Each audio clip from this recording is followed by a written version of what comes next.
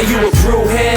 I'm a brewhead. Are you a brewhead? I'm a brewhead. Y'all are brewheads? Yeah, we brewheads. So pour a glass of craft beer, we can do this. Yeah.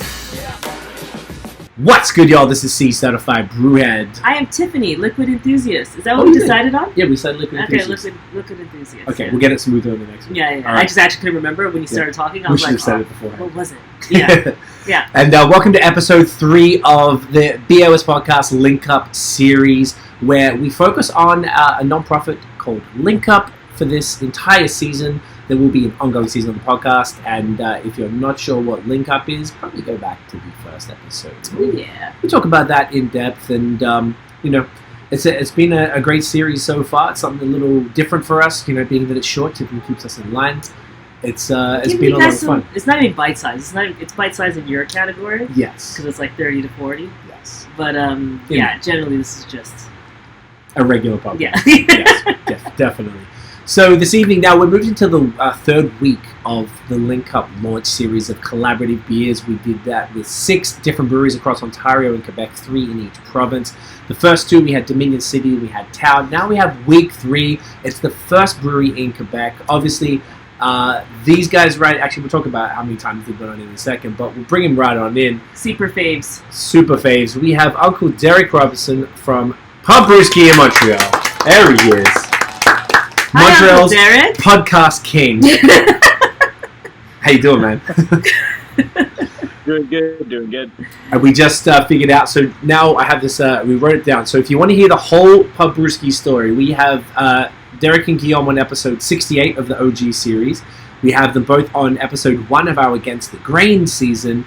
And Derrick hung out with Noah and myself on the adjunct series, Quarantine episode number 36. And if you ever go to the YouTube channel, yes, you'll hear Derrick's voice on repeat because he's the trailer. Yes, the beginning of the trailer, so I hear your voice like all the time. Probably like 6 times a week. And what do I say? What is this? You said, it's all like the, it's all... Something when you like, you'll talk about when you go to different breweries and you can't, you asked me this last time I told you, and I always feel, I've heard it 800 times, but I can't recite it. I almost feel like I want to play it now. It's crazy. No, she'll play it now in the background. I just want to play it because it's pretty funny that it keeps coming up. So we made a trailer for that Against the Grain. It's funny because like on our other YouTube channel, I'm the one, so you just keep hearing my voice every time you go to the channel, and it's just like. And now with BOS, you hear now you're the one from that season, because that was the first season we actually made a trailer for. Yeah. Which was pretty funny. And then COVID went in. I don't even know how to find it. If you're logged into it. It's because I'm returning. Yeah, you can go in there. Well, while she's finding that, we're going to get it kicked off with the BreWskey Link Up beer that we all have right here. I think, there it is. There she is. We're going to go this way. There it is. So tell us about this one, bro, because this is the first one. The first 2 we had were 6% 5 and 6%. Now we're ramping right up to 8.5. This is a big guy. Party time. Mate, it's how we get down. Tell us about this one, dude. Kind of simple. We just we always kind of play around with our malt build. Did something a little bit on our maybe lower oat side than we generally do. So maybe hit 20% oats, and we went a little bit like big, danky, and safe, I guess. Like Strata, Galaxy, and Citra is always a safe bet, and we just wanted something that was gonna be as aromatic as possible, as hazy as possible, and really try to hit you over the head with this is the double IPA. Yeah. It is, you cannot mistake it. It's definitely super aromatic. Lots of I would say dank for sure, like citrusy, like orange or grapefruit pithy vibes on the nose. Really nice and murky and hazy, foamy head. First of all, cheers, bro. Cheers. Babe. Get that in you.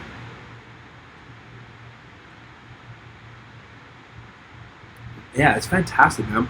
Yeah. It's got that real silky. Your body is just your body, but the beer's body too is spectacular. That's right. Get the cannons up. Man, it's like you guys really just, whatever you do, you're a magician with the body of your hazy IPAs. It's just insane, and it's carried through here for sure.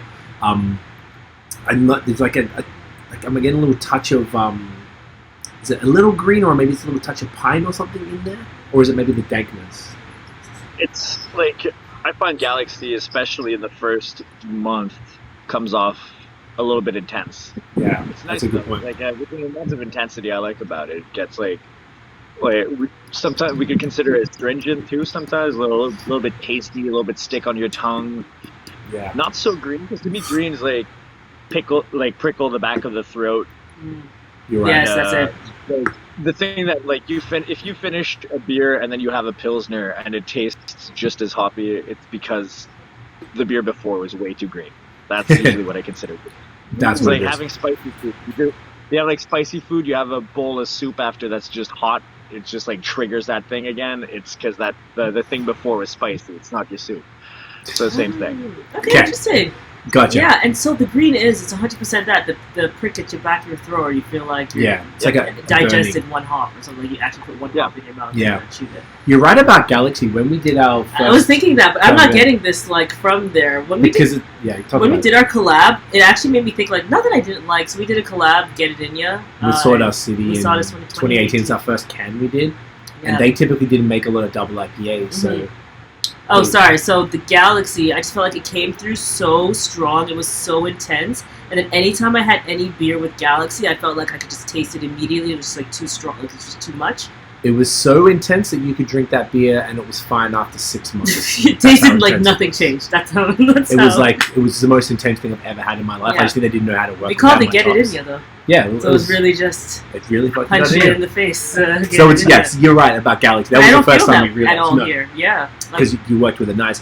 Why? I mean, we've said this in the other episodes as well, but we had no, we didn't contribute to the beer. We didn't ask you to do anything specific. We're like, the world is yours. Why did you choose to do specifically, a big boozy double IPA for this?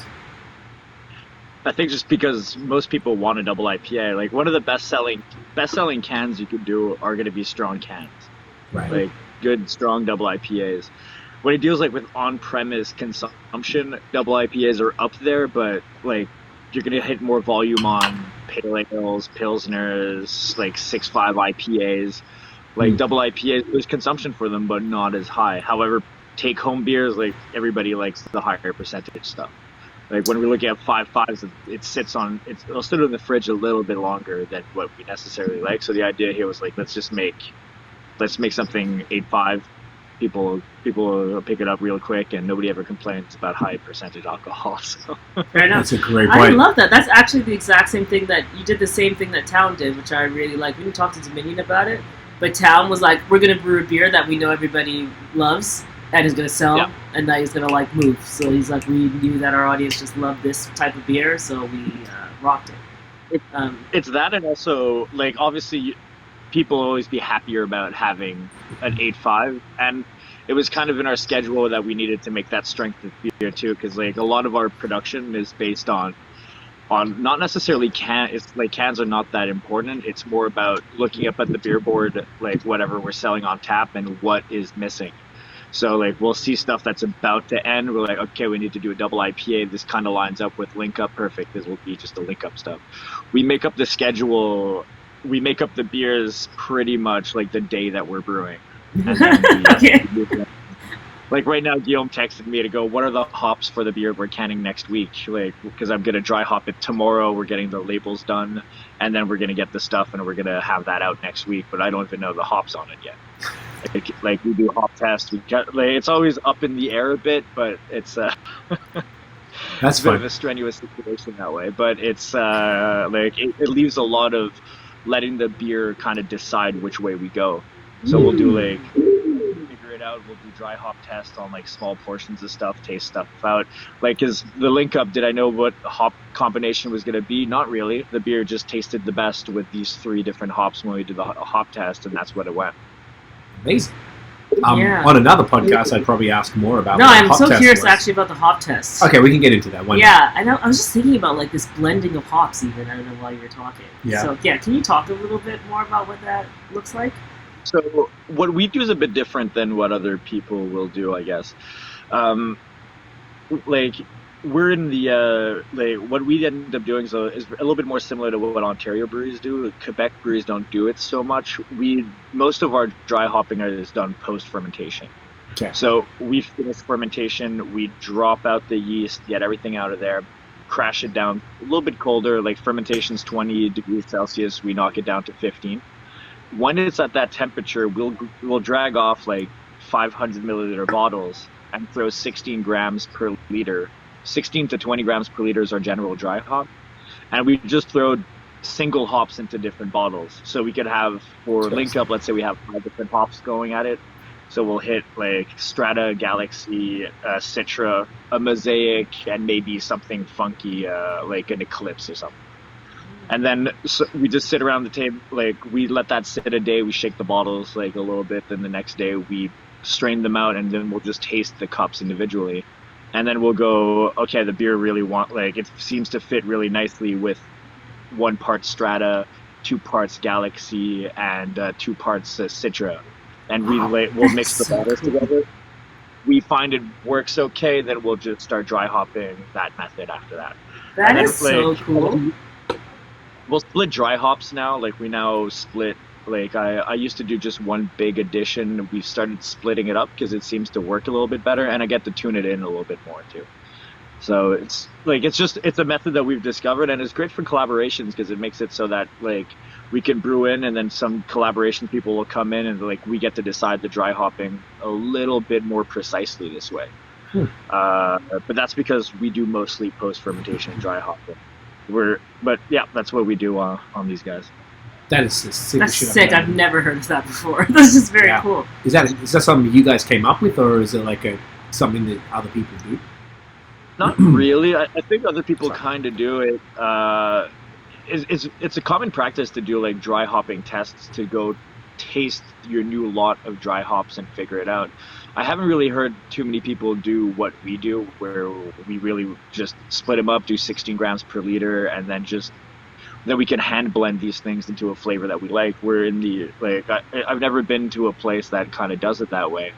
It's part of really like we have this new hop. Like today we did a dry hop with 630, which is a hop that we've never used before. So we'll just throw it into a test beer to see what it tastes like after a 24-hour of infusion. And then we'll see if we want to do a single hop on it or not. But like it's very, very common in that way, but not necessarily for every beer as a deciding factor. Gotcha. I love that. Yeah. That is super dope. Well, this one came out gorgeously. Yeah. The other question for those who are watching here, we're just talking about the can label art here. Now, this is something super cool. Another thing that we did not interfere with in the process was just letting the breweries kind of like do what. Can you keep that back to me? Yeah, so sorry. We let the breweries just do their thing, man. No way to just call it Link Up and put and do your own thing. So here you guys have got like the does this character, is it the same guy, like the kind of scientist guy? Does he have a name or anything? It's pretty much it's this dude, right? So it's like this logo guy that we let the artists do a little bit of anything they want, as long as there's a dude, like even a girl too, doesn't really matter. We've done every kind of logo, as long as they have a monocle, more or less. We're satisfied. It doesn't matter. So in a case like this, like the logo was just about kind of like, we didn't want to, like, the reason why it's just a hop is just to be inclusive, I guess. We didn't want to choose any like non-representative group. We just decided to go, let's just do it easy. Have a person that's just have a dry hop, like handshaking the professor, and that's pretty much it. I love, so there's like a random guy in the background. So is this everybody linking up together? Is that what's happening? Oh, yeah, the hop. Like coming into there's like the hop in the background. Yeah. He's like, hey, how's it going, guys? And then there's like this other guy who's like, hey, what's happening over there? It's just like a little party happening. Tell you the truth, I see the cans when they're on the canning line. Guillaume, I just noticed there's a guy over here. Well, I love it. I like the attention to detail. Man. I like the Link Up logo on the guys. Like, what's the thing called? Oh shit! On the pocket. I didn't even notice that. Yeah, it's just like very cool. It was just really well done. Yeah. And I just love it. And the thing I've enjoyed about this is because we're like, hey, do your own thing. We just kind of like keep seeing every brewery's representation or interpretation of Link Up in a way, or like they're just doing their thing with it. And it's really cool. Yeah. So that's what I love. It's one of the things we love the most, like the artwork that we honed everything in, be it from like our beer quality, and then also like just what we're able to output as new artwork and new beers and like just new ideas on a weekly basis is what we try to do as much as possible. So something like that to us it's nice. It's like our artists are amazing. We get really nice things and we get them on quick turnarounds because that's how we work. As I said, we're canning the beer next week that we're going to figure out what we're doing tomorrow that I got label artwork for today. That's Guillaume. Guillaume does the art stuff, the name stuff, and does all that stuff. I end up doing all the other beer stuff. Yeah. Splitter. Good splitter work. I love it. Partnership. Yeah. So when we hit you up, I know obviously we had known each other since, I think, 2017. I think we met, I just got my PR, and we took our friends to the ones who lived in Old Port. We took them to BreWskey, and then the girl, I don't know, knew us from BAOS and said that you were here, or I asked, I can't remember what it was. We came up and we had a chat for a bit. I remember that specifically. So, we know each other for a while. So obviously the people that we asked for this series, people are probably starting to see a bit of a pattern here. There's super, really highly respected breweries. That aside, obviously maybe you felt more indebted to do it because it was someone that you knew. You can still say no. You can still say no, and I wouldn't have been offended. That's true. But like, I was just curious. Why did you? What about the Link Up program? Was interesting enough to you to want to, produce a beer and then participate in the program? Well, it definitely has to do with you bringing it up one day to us. So definitely like that initial contact of knowing you guys. And then, like, just already seeing a certain level of involvement of, like, the local craft community. Just, it makes a bit of a difference when the people, like, it doesn't become, like, just this big American thing or this big international thing. It's just like, hey, there's somebody local that's deciding to do something like that will actually affect your local community more than anything else.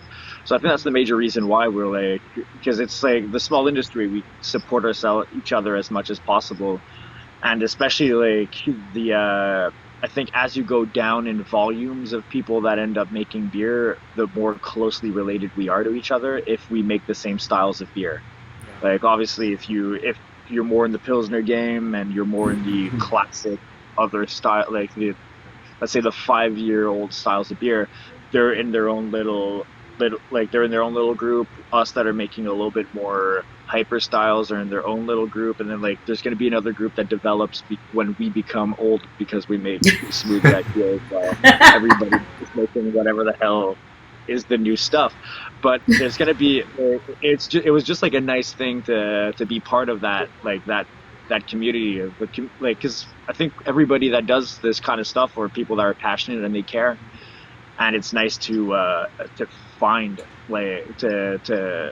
these like I guess just not only organizations but these ideas that are like, how can we push our industry to move, not just industries, right? Because that's what happens more often than not. Like people get a little bit not greedy, but they start going like across the board and try to change things in too many things, and it's just complicated. It's like, okay, we're gonna make restaurants more inclusive, make breweries more inclusive, make brew pubs, make bars, make clubs. It's like that's too much. Like, yeah, I think this like more direct vision of how can we look out at our small industry, which is a very small one, and figure out how we can do something to just make it a little bit more inclusive.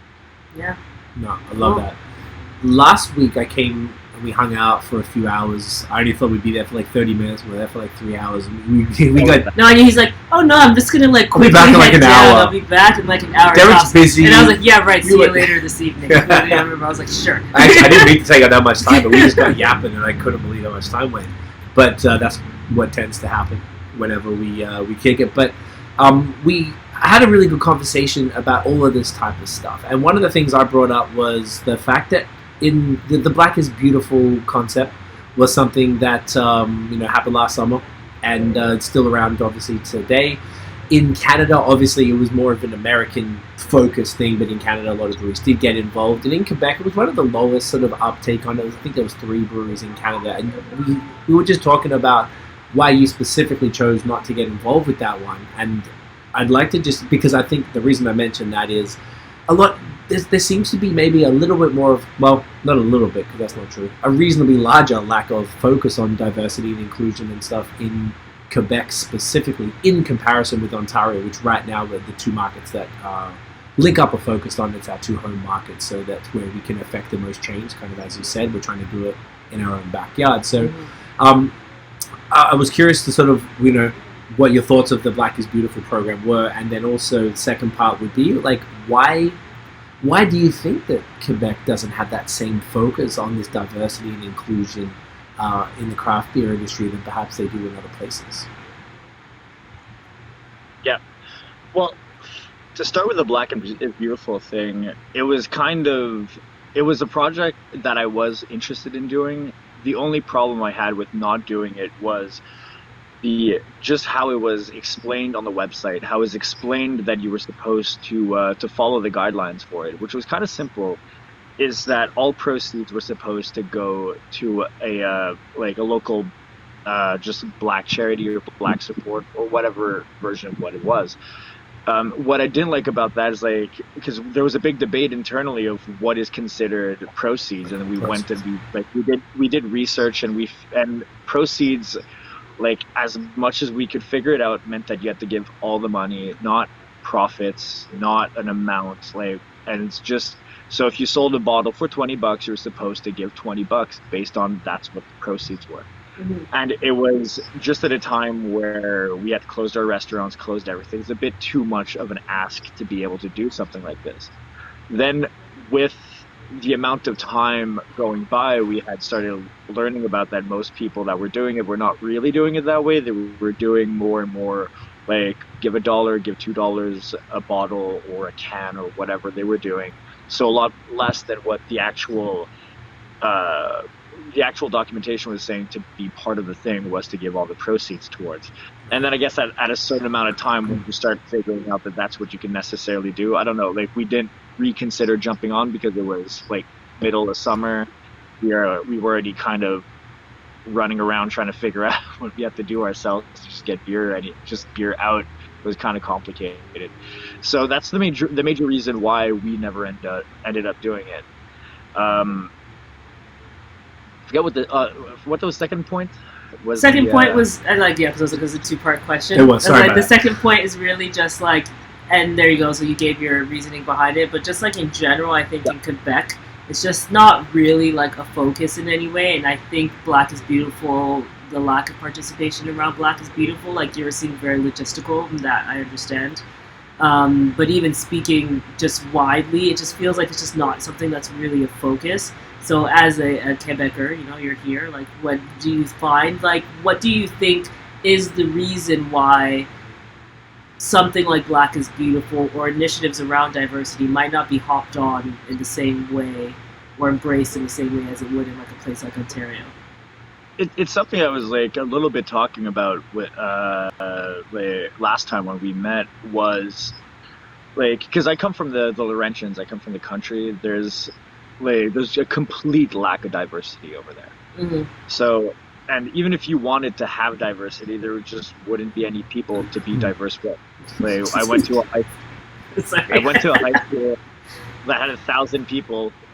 There was one Black person, one Asian person, and there was like 3 English people. I was one of those people. That's the level of diversity there was.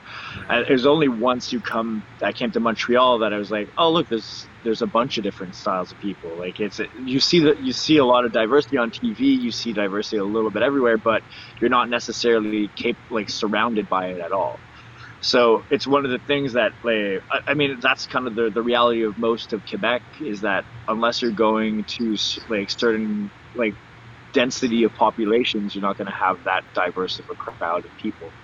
But that means that, like, places that are in Montreal, that are in Quebec City, that are in, like in cities or towns that contain enough people, there is, like, effort to be done to try to create a level of diversity, to try to get this, to just get anybody in. that feels like the crowd that is craft beer doesn't represent what they necessarily want to have as an experience. Like, come drink these things and come to the bars and come just experience our whole atmosphere that we're doing, I guess.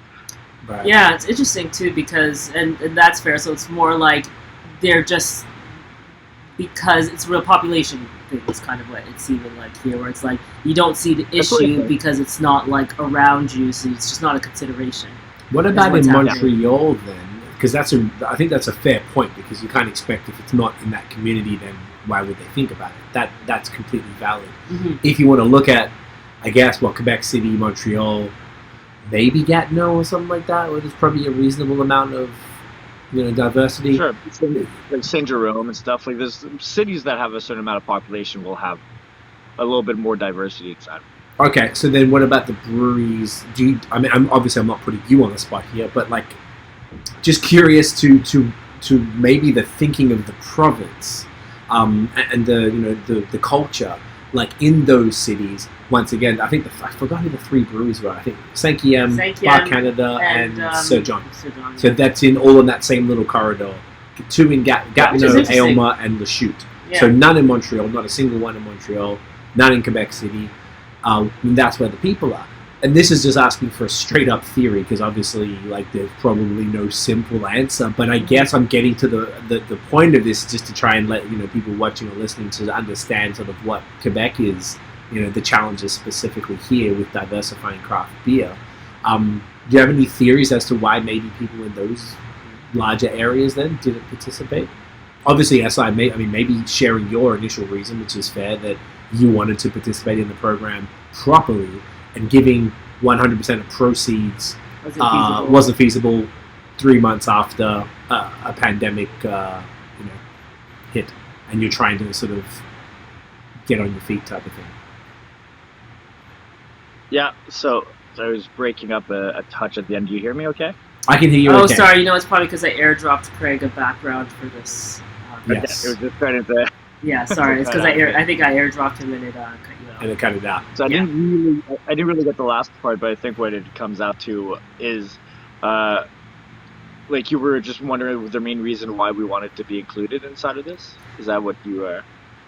What was the main reason why? Quebec, why Quebec? No, the cities. Or the cities. The cities where the populations are, Montreal, Gatineau, Quebec City.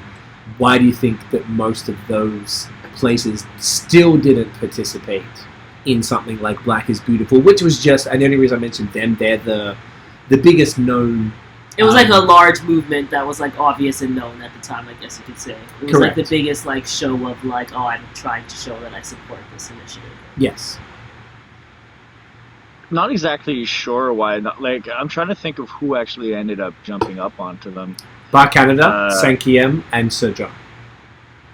That's the only people in Quebec that ended up doing it. So none in Quebec City, none in Montreal, and the rest were sort of in the Gatineau kind of corridor. Mm-hmm. Between maybe it had to do initially with a similar reason to what we were saying, what I was saying.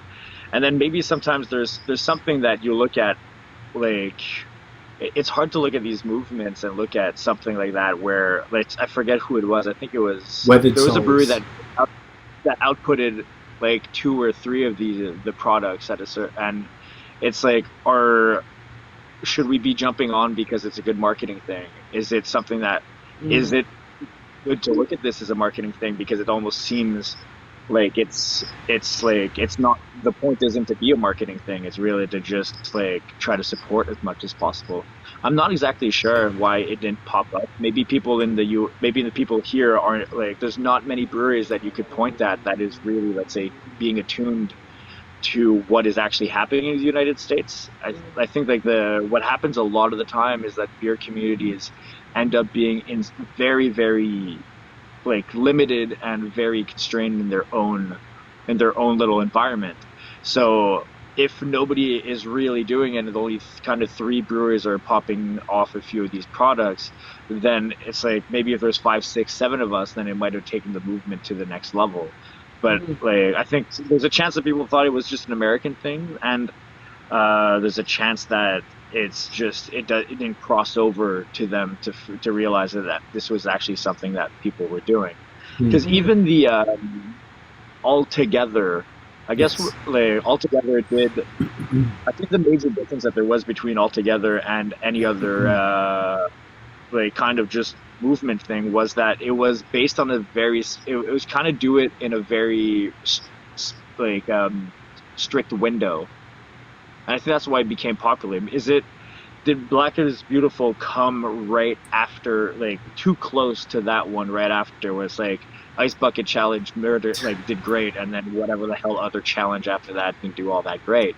Yeah. But is it something like that happened, or is it just because it was requested to do it in like a very tight window, everybody kind of got into it, did a quick little thing, and then like people enjoyed it because like you'd have 7 different breweries doing the same all together, and then it was kind of because it was just like a common recipe and a common thing. Sometimes that it's something I find ends up being a kind of an important thing in these products and these projects, is kind of creating more of a shell than people necessarily think there should be. Like creating something like, you must do a double IPA with these 4 hops and like see who's best, and like people kind of like that kind of challenge. The more open-ended seems to always be a little bit more complicated, and maybe just like not as interesting for people to go to do. Like the more you're allowed freedom, the more it's scary. I guess. Yeah, that's an interesting point. It was pretty close. I think altogether would have been March or April, and this was June. Yeah, because I'm sure it was inspired. I'm sure like they considered it. Like I'm sure it came as like, oh, this was this thing where everybody came together to do this, so like it made sense. Yeah. I'm sure Weathered Souls would have to be inspired by other halves. No, they were. Yeah, so I think that's probably, maybe it did come too close, and maybe there's fatigue. Also, it's like Quebec is very interesting, and I think that's like kind of like a whole other conversation, but it's also very separated in general, where like Toronto's like the second most multicultural city in the world. I think London's first, or at least London has the largest Black population outside of, I know they have the largest Jamaican population outside of Jamaica for sure. But I think like in the end, it's just like they're so much more diverse. So I think it's natural inclination to be like, oh, like we should jump in on this. Where Quebec is just more, even us, we're like Anglos from Toronto, so we're kind of like in a separate section too. If we weren't in craft beer, I don't know if we would know anyone who was. Honestly, like I can't even think like. Yeah, we don't know that many people. Everyone we know is from beer, basically. So like we would just be like these random Toronto people by ourselves in the corner somewhere, like living in Montreal potentially. Like we have like it's I think everything's so separate. So when I think about it from like a business perspective, it kills me. Like if I was somebody in craft beer, it kills me. Like there's this market out there. Like diversity, 100%, but diversity is beneficial for so many reasons. So yes, it's beneficial because we have multiple people with multiple different perspectives entering a business to kind of offer like different perspectives and perhaps enhance that business in different ways based on that perspective. But from a monetary standpoint, it's just so beneficial because you tap into another market that's not that has buying power. So, and I think these are the things that people notice, but they notice down the line. It's like equivalent to like Black Panther, for example. It's so ridiculous. I'm sorry to add a comic book reference in here. But like Black Panther was one of the highest grossing Marvel films, right? And forever everybody's wanted to have, I think it might be everybody wanted to have this like Black focused movie, and they're like, it's not going to sell in China, it's not going to do this, nobody's going to want to watch it, and then it becomes the highest grossing because just if we're talking about like dollars, from a dollars perspective, this community of people has a large amount of purchasing power. I think 4 billion in the U.S., something crazy, a large number. 1 trillion in the U.S. Oh, 1 trillion. 1 trillion, yeah. $1 trillion of buying power in the U.S. $8 trillion in the United States, for example.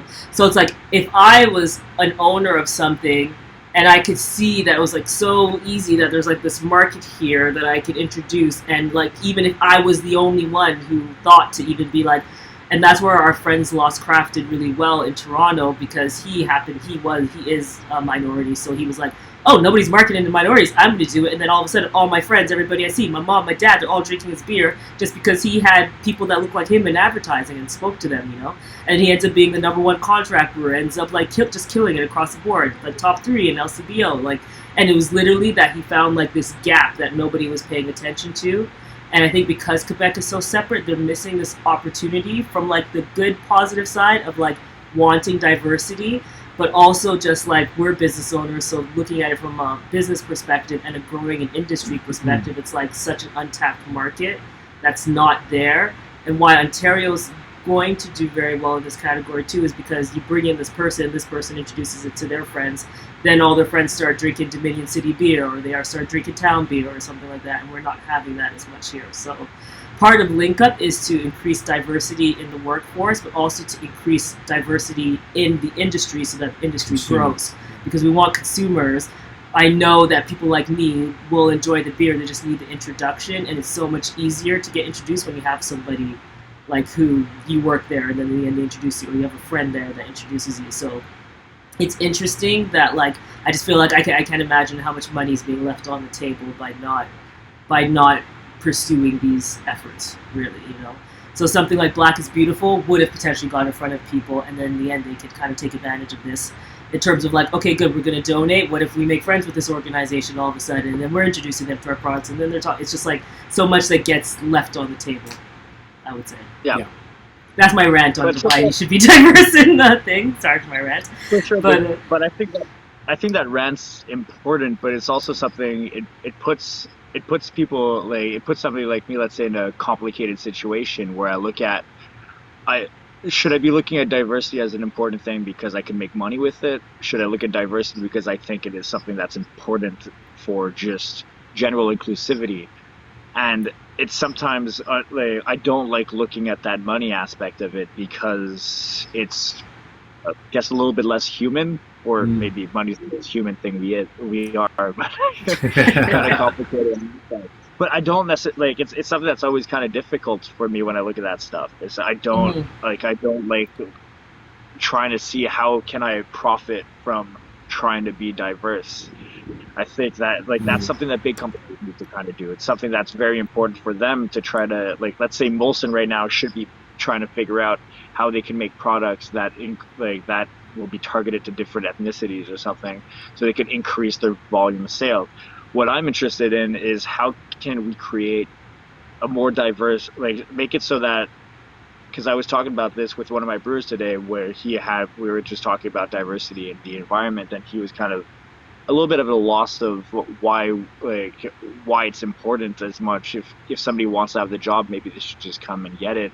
I was like, but it's kind of important for people that are like, let's say there's a kid that just sees who cares, a black person standing on the brew deck and is brewing a beer, and they're like, oh, I didn't know that we could be doing that. And then they go to chemical class, like they go do some chemical courses, they learn to homebrew, and then it's like it opens up this whole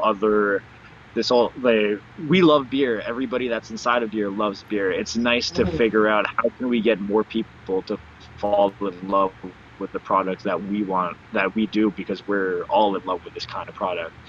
And it's like that's how I try to look at that stuff. It's like at BreWskey, we try to be as inclusive as possible. On the beer side, it's hard. We don't get like we would hire almost anybody anywhere, but it's just the applications don't come up because it's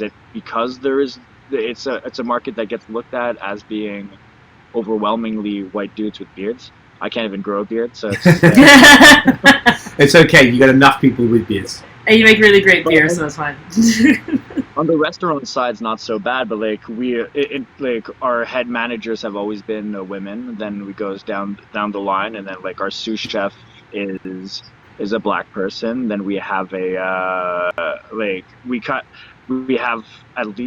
always try to be as diverse as possible, but it's unfortunate to even try to look at a staff and then go, hey, we're trying to be diverse. It has nothing to do with that. We kind of hire in people that want to come work for us, and then we promote based on talent and based on people's aptitudes, and we never look at how they are, who they are. But it's not every industry that's necessarily like that. And it's like we'd like to try to promote diversity as much as possible, but like it's just always that. Where can you position yourself? Where should you position yourself? Like we're not like in the last 2 years, we're not in a world that allows us to even like choose employees. You can just kind of get what you can have right now. But like, what's been nice about BreWskey is that like the staff that we have now are people that have been working for us for like on average 3 to 4 years, and we've been around for 6 years. People come, they stay, they get part of the family, and it doesn't matter who you are. And I think that's one of the nice things that there is to come work for us. And because not only is it's a brewery, it's a brew pub, it's a restaurant, it's a pub, now it's also a bakery. It's kind of everything. And it's depending on what you want to do, you could come, and you'll always feel welcome, I guess. Yeah. And I think it's good to, I think what you have to look at it almost in terms of the money side of things is that it's like a pleasant byproduct of the initiative, perhaps.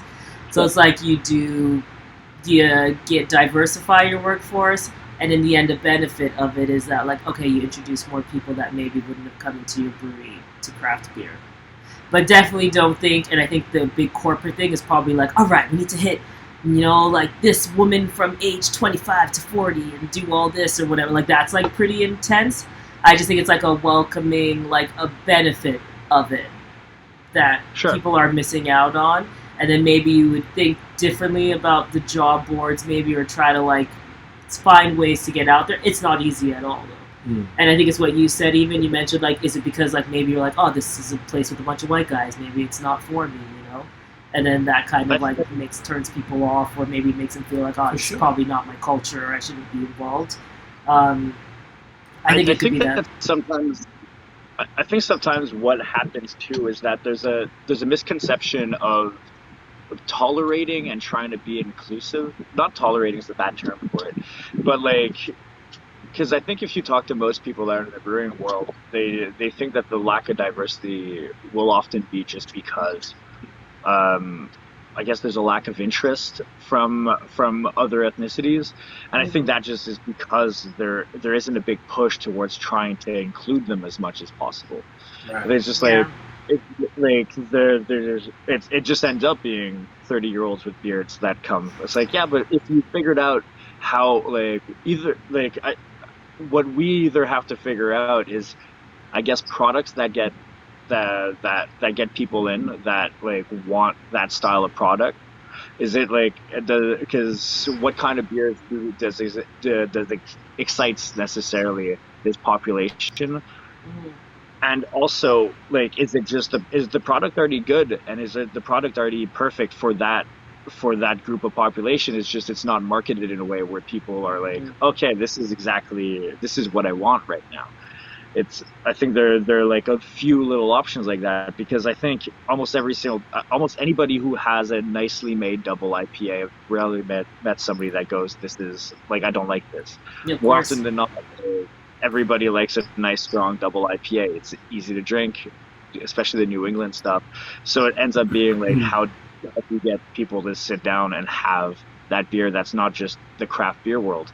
And that could be like, we look at the diversity as being even just like people of like lower representation, but it could also just be everybody else that's not just the craft beer world people. It's like the craft beer world people are just overwhelmingly us, I guess. Like, white dudes.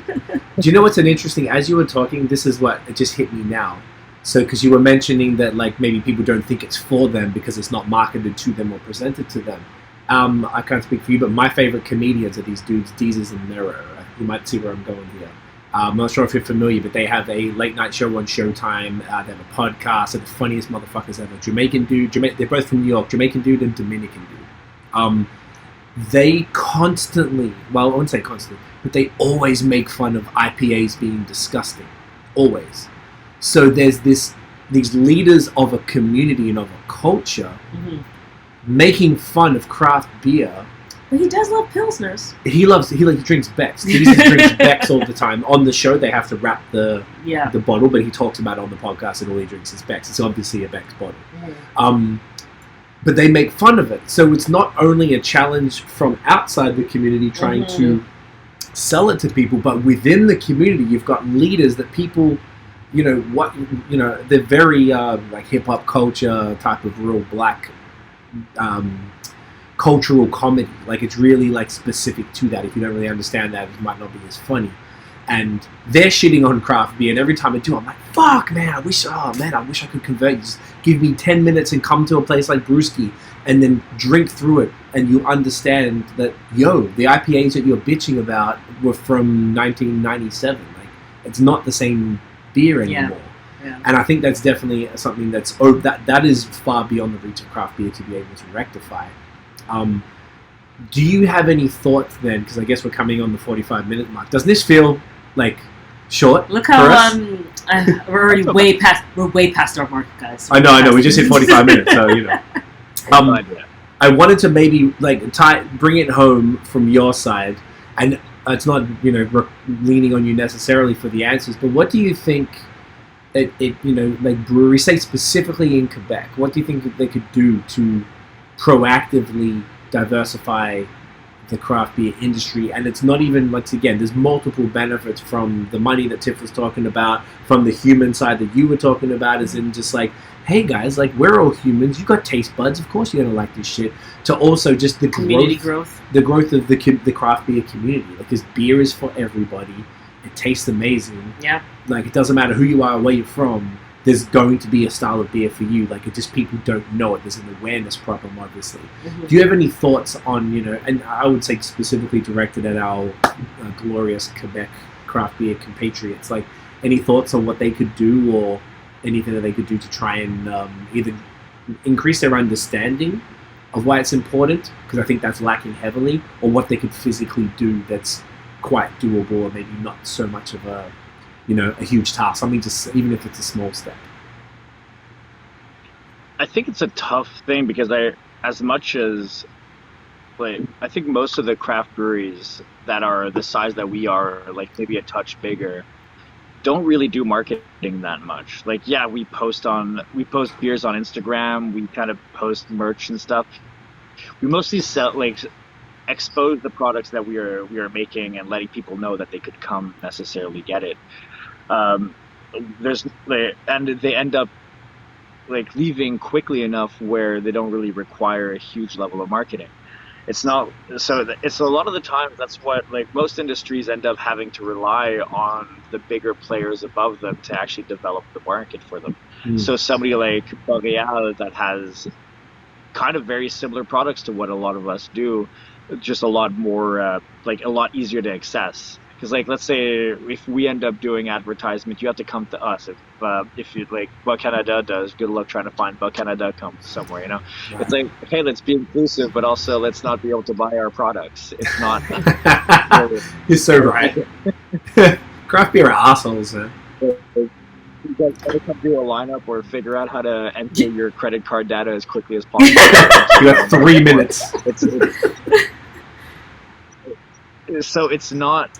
It's hard to look at. It's hard to look at what we can do as our industry ourselves when it's really kind of hard to even keep beers on the shelves currently. So even tapping into the other market and go, hey, we can make more money this way by trying to get other people interested in our beers. It's not really something that's feasible, since we don't really even have the capacity to get other crowds of people inside of it. The one thing I find more important, and something I've pushed upon just in general, I think that one of the most important places in craft beer right now that gets sometimes underserved is just really craft beer bars and craft beer restaurants, and just places that are more curating the experience than anything else. Because there's the chances of necessarily somebody being dragged to a specialized beer store and purchasing something maybe a little bit more maybe not as great, but the chances of somebody being dragged brought into a restaurant or brought into a beer bar, place that has kind of just a nice general experience where the whole thing is how can we make you experience these different styles of beers, these styles of foods, that's where like we can kind of curate a little bit of that, and that's where like having a nice like as diverse of a staff as you can definitely have is important. But it's tough because of currently we're just like such in a weird crisis of people that we can't find anybody anywhere, so you can't really choose. But after that point, it's also once you hire people, like what was interested about necessarily the link up thing was trying to see how can we train, like how can we choose certain of these staff and go, hey, like we want to train you a little bit more so that you can maybe not, because like a lot of people that end up working in restaurant industries are like hired guns, right? Yeah. They come in for an amount of time. If the money doesn't necessarily work anymore, they're going to go off and go do another job. But if we can get you interested into like being part of this style of environment, being part of this crowd of people, and that if you're going to go off and go work somewhere else, maybe it'll be another brewery, maybe it'll be another brew pub, and that's how we kind of lock people into our kind of environment. And then people that just come and see that there's a more diverse crowd, because more often than not, when I go to a beer bar, I'm either getting served by a craft beer geek dude or just like some girl that's a waitress. That's about usually what I'm getting in terms of experience. But if you get like, there is something to be done there where we can just diversify that waitering crowd and getting people that like just really enjoy these products and they're able to just like bring different palates also to the place. Like one thing that we do at the time is anytime that I have a beer and then we're about to can it the next day, I bring these things out and I get people to try them, because there's something that can be done until there can. Little modifications, little adjustments, no matter what. And it's nice to have more of like a diversified palate than just like the same kind of, this is what I necessarily like. Because everybody's going to go have different flavor profiles that they prefer on drinking and prefer just having, and that has a lot to do with culture, has a lot to do with culinary experience, it has a lot to do with what your mom used to make for the last 20 years. At this point, with COVID, maybe 25 years, it's still stuck at home. 100%, and I love that, the palate thing. That's a big thing that comes up too, is just like you could just end up making like some killer interesting beers because someone you work with now all of a sudden is like, oh, my mom always used to cook with this, and you're like, oh, what's this ingredient? And all of a sudden you make something really cool that, you know, brings the beer to a whole new audience as well. So particularly you guys who are typically very more fun, experimental and fun. Yeah, exactly. Mm-hmm. No, I love it. In the interest of time, I know we got to wrap it up. Let's just take the thumbnail. Yes. Because that is key. This beer is so fantastic. Yeah, I'm loving this, bro. So good. Okay. There we go. Hold up the can. Oh shit! Sorry. There we go. Okay, what side are you looking at? Okay, I'm looking at. I'm the scientist. Okay, cool. Derek can do the hop. I got there that. Okay, ready? There you go. Oh, that is glorious. Oh. Do you want to go back? do you want to do it again with the face? I don't have the good face. There you go. Your face is fantastic. Here we go. You got the face. Here we go. Okay, you ready? Here we go. Other side. I'm gonna do it here. There we go. This way. Okay, ready? Stupid face. Oh, that is gorgeous. That is stunning. Derek, you're a champion. Where can everybody find BreWskey online, my man? I think it's just BreWskey on Instagram. It is. Then it's just brewskey.ca, Facebook. I'm not sure. If you search for BreWskey, you find it. BreWskey dash pub and tap room, I think it says. There you go. Something like that. It's not split up. The Facebook's the same. It is. Website's the same. It's really just like on Google that's split across both. 50% of our phone calls are, is the pub closed and are you taking reservations? That's pretty much what we do every time. That's all it is. Such a cool spot though, so anyone listening to, if you haven't for some reason been there. And as of right now, is there any link up left? Are they still around? Because you can come get them? I think there is a little bit left. Like it usually lasts, most beers last a week and a half. We're about to do the release on Friday, so that should wrap it up by like Monday, Tuesday. Should be gone after that. But Okay. like, we always eliminate online before eliminating in stores. So like at the brewery, there's always a little bit more than what we have online. Ooh, all right. To come have beers. Then they can beers and food. You can leave some cans. There's always cans. Love it. One thing I have to say, before we end, I just always love talking to you, Derrick, because you just have like such a business. I don't know. You always have good insight into like inventory and like business operations and like how you brew strategically. So I just always, every time I sit with you, I like talking about this. I know this wasn't the point of this podcast, but I just have to say that.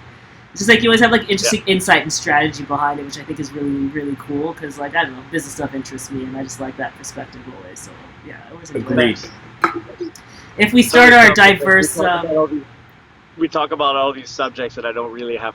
I never think about them until you ask the question. Well, you did really well, and you had a nice. You were great, and you had a good. It's not like tough conversations, but they're like good open conversations that we all need to have, right? So that we can continue to like affect change in the industry.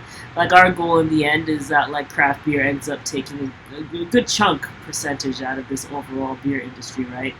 And that's just going to come with like more and more people who see it and are interested, and like we try to hit it from all angles. That's all. Now I'm just thinking, I'm like, should we start a craft beer store?